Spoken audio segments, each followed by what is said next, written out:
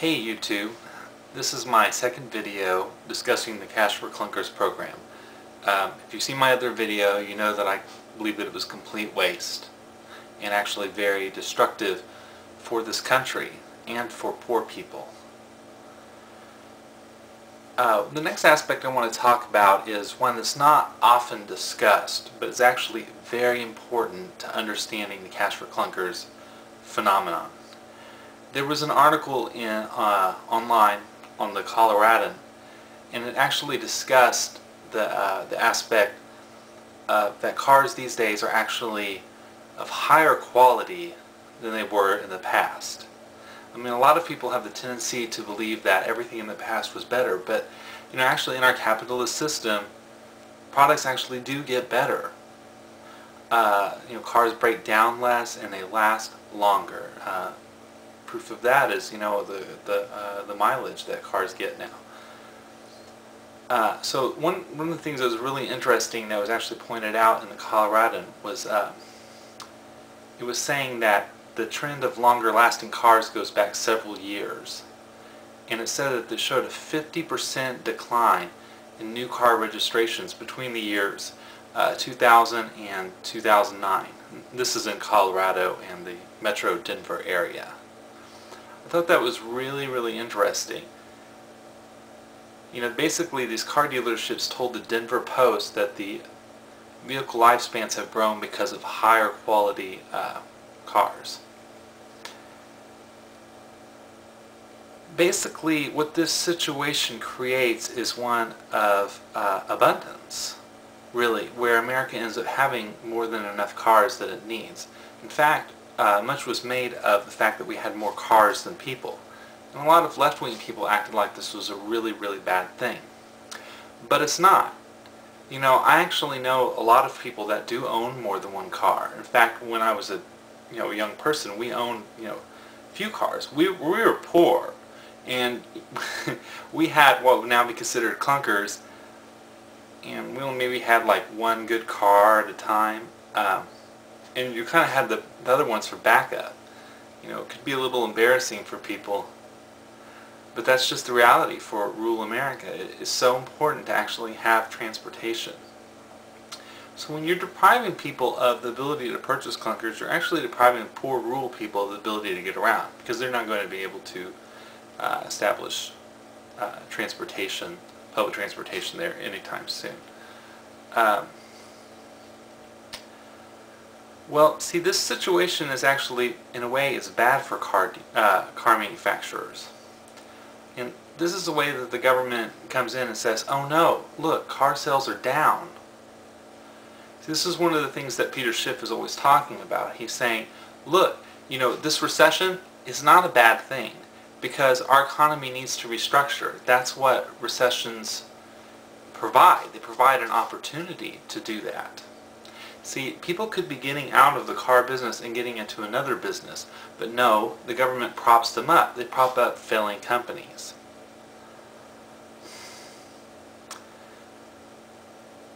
And so what they need to do is to create a situation of artificial scarcity by introducing destruction, because simply the products are simply too good.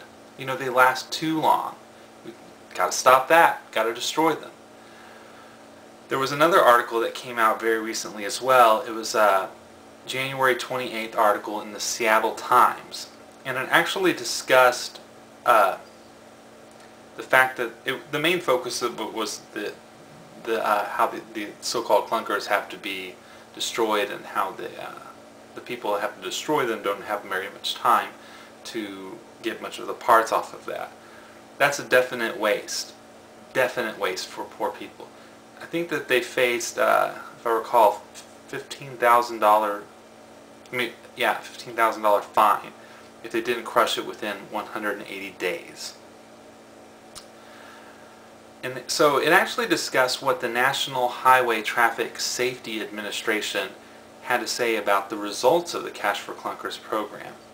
They said that for cars, the average car had a 9 years average life expectancy left on the car. And for light trucks, it was actually 10 years. So we were destroying cars that had 9 years of use left, and trucks with 10 years. Just think about all the waste that goes into that, the manufacturing of those vehicles. See, this is what Peter Schiff was talking about when he said that we are destroying real value. We are destroying real assets.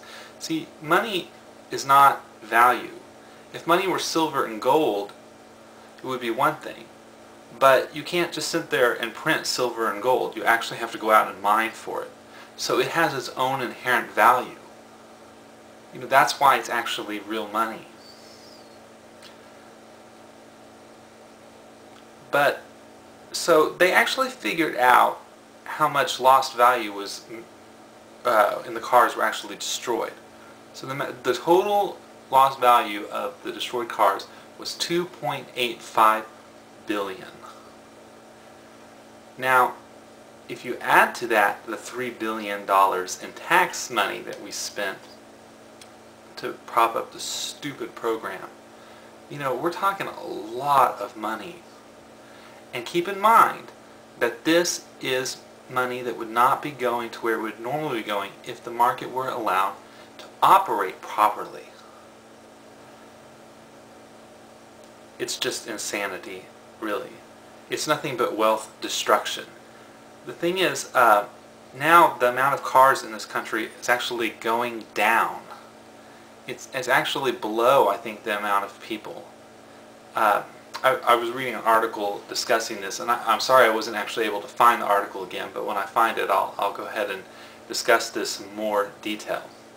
But it's similar to what other people were saying, like in the Colorado article, that, you know, there's actually fewer cars out there now. This is definitely going to mean higher prices, you know. And the fact that they had to destroy these cars within 180 days or face huge penalties means that a lot of those parts are also going to, you know, be rarer, and it's going to be harder to actually fix cars. It's going to be a tremendous burden on poor people.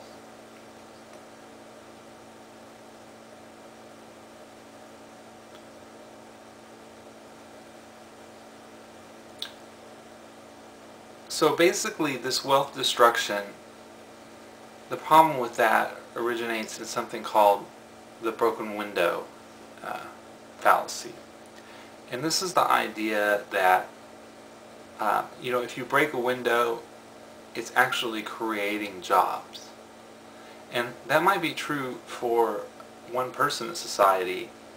Let's say the person who actually has to fix the window. And you say, well, the people who manufacture the glass, everything, all those people are getting more business, therefore the economy is looking up.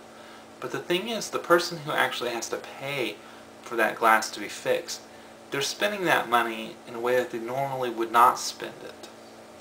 And one of the acute problems that this economy is suffering from is that the people are not able to actually save any money. You know, I think part of this has to do with the high tax rate we pay, but a lot more of it, I think, has to do with the erosion that the Federal Reserve's artificial printing of money creates on wealth. You know, inflation is actually a tax. It's an indirect tax, but it's nonetheless a tax. It's something very, very important to understand. So it makes it harder for people to save money.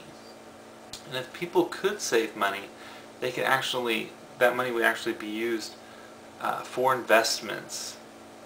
As it stands now, since the government is taking everybody's money, those investments aren't being made by private capital. Instead, they're being made more and more by the government. This is what I call gradual socialization of the economy. It's something very, very destructive for our society.